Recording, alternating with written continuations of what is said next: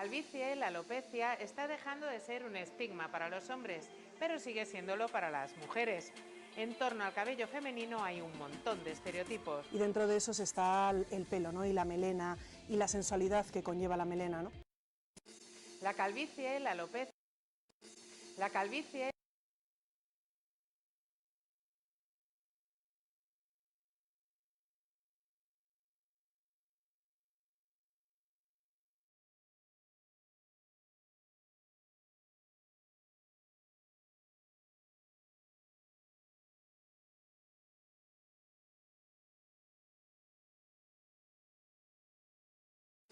La calvicie, la alopecia, está dejando de ser un estigma para los hombres, pero sigue siéndolo para las mujeres.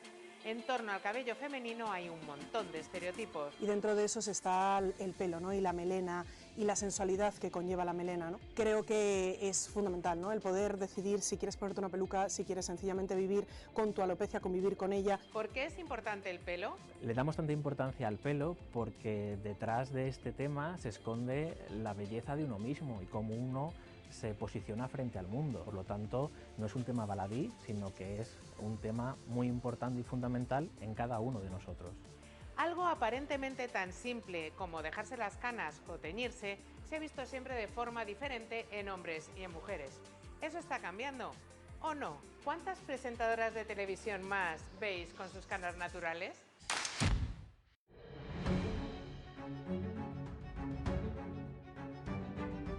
El cabello se ha convertido en un símbolo de feminidad a partir de los estereotipos que se han construido alrededor de lo que significa ser mujer. A mí me diagnostican en torno a los 13-14 años alopecia androgenética, después de una tortura médica porque no sabía qué me pasaba siendo tan joven, de mucho silencio en mi entorno porque no sabía muy bien qué es lo que me deparaba, qué me podía pasar, de ver cómo se me iba cayendo el pelo. En concreto con mi alopecia había algo como de intentar aparentar que no me pasaba nada y al mismo tiempo me veía completamente atravesada por ello. Por supuesto a miradas indiscretas de gente que no comprendía qué me estaba pasando. No hay trauma para todos igual, sino que depende de cómo uno reaccione, depende de cómo uno se lo tome. No obstante, sí que se puede ver que para la mujer su cabello ha sido muy importante culturalmente. En ocasiones, cuando uno responde con complejo, lo que tiende es a esconderlo, lo que tiende es a intentar guardar el patrón correspondiente para no ser diferente. Va a poder haber sentimientos de angustia, de tristeza. Y de repente vi que ese discurso no me pertenecía, que esa forma de ridiculizarme o de señalarme por algo que se escapaba a mi control y que formaba parte de algo mucho más grande que yo, que es mi propia naturaleza, que es mi propia genética, ahí me di cuenta de que no solo no era justo, sino que de mucho pensarlo se convertía en ridículo el obedecer a normas que no conviven con precisamente mis deseos o mis objetivos, ¿no?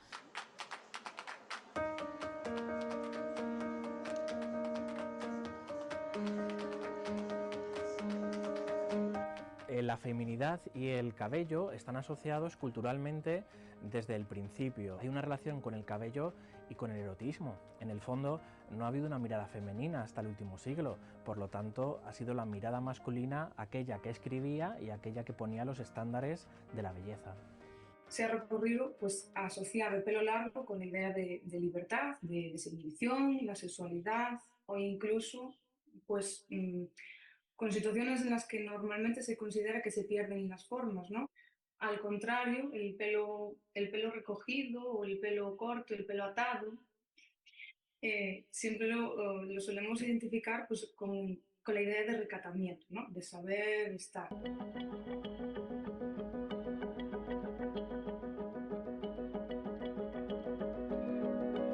En los Estados Unidos hay un tema social también, donde se cruza el tema de la clase, donde tener el cabello de cierta manera implica tener ciertos accesos a recursos económicos. Esto tiene que ver con un concepto que se llama violencia estética, ¿no? Y violencia institucional, sobre todo a la hora de aplicar para empleos, a la hora de estar en ciertos espacios de estudio o espacios profesionales.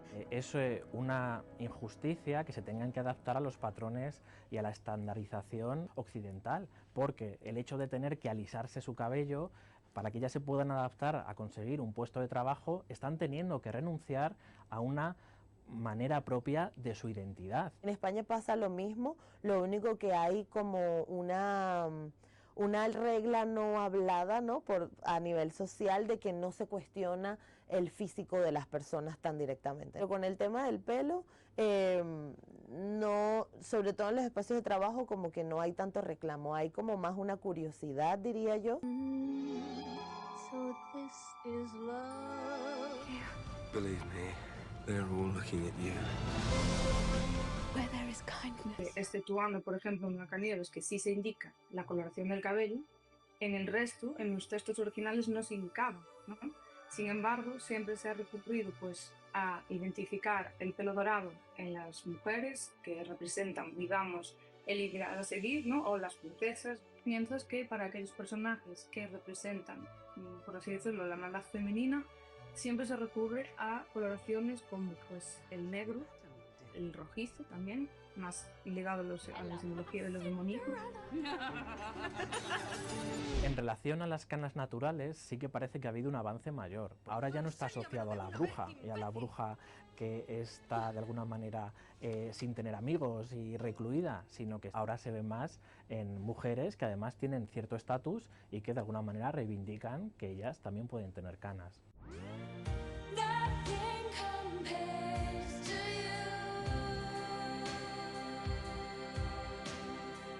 También tenemos el pelo rapado como resistencia, ¿no?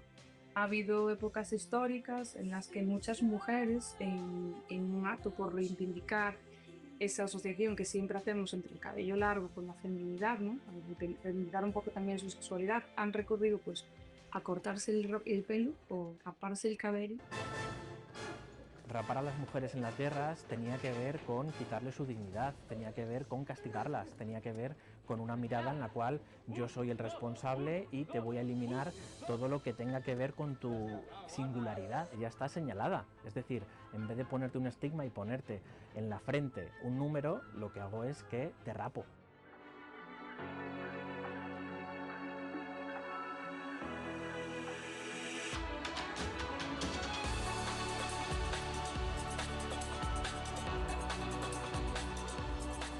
Y ahí yo me quiero imaginar también que no solo reimaginar, sino recuperar quizá una historia del arte de otros lugares con otras culturas, donde precisamente la diversidad del pelo, que tenía además también un componente muy cultural y un poco más alejado quizá del género, podría nutrirnos muchísimo, y creo que estamos en un auge de diversidad, precisamente de exploración y de experimentación muy positivo. Creo que todavía evidentemente hay camino que hacer, sigue siendo un tema complejo para los hombres. Es verdad que está más aceptada la alopecia masculina, pero sigue siendo algo que también cargan con cierta vergüenza muchas veces.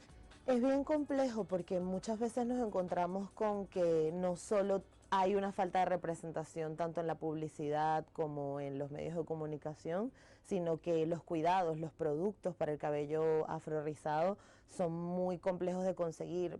Entonces, claro, indirectamente estamos todo el tiempo, ¿no?, en una desventaja sistemática porque no encontramos los productos, no hay peluquerías especializadas para nuestros pelos, ahora cada vez mucho más, y eso es una fortuna. Creo que por suerte vivimos tiempos en los que estamos rompiendo un poco lo encorsetados que hemos estado siempre en torno al género. Creo que el abrir posibilidades y oportunidades de vivir la feminidad, de vivir tu apariencia física por encima de esa representación, de ese valor femenino, creo que es fundamental, ¿no? El poder decidir si quieres ponerte una peluca, si quieres sencillamente vivir con tu alopecia, convivir con ella. Vamos avanzando, pero vamos avanzando por segmentos muy estancos de la sociedad. El tener una mejor autoestima y el que haya pequeños colectivos que estén dando una lección al resto de la sociedad, eso hace que la sociedad avance.